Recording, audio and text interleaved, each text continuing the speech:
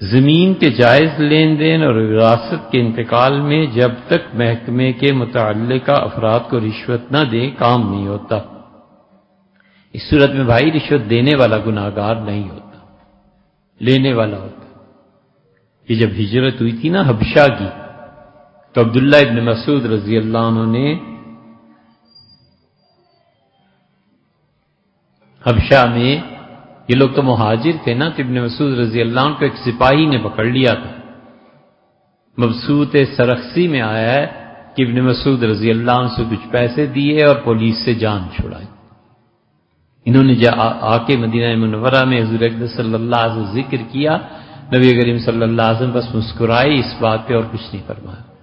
اس لیے ظلم سے بچنے کے لیے، یاد رکھو، ظلم سے بچنے کے لیے اگر کوئی آدمی کسی کو پیسے دیتا ہے تو یہ جائز ہے، اس کا وبال اس کی گردن پر پڑے گا جو ظالم۔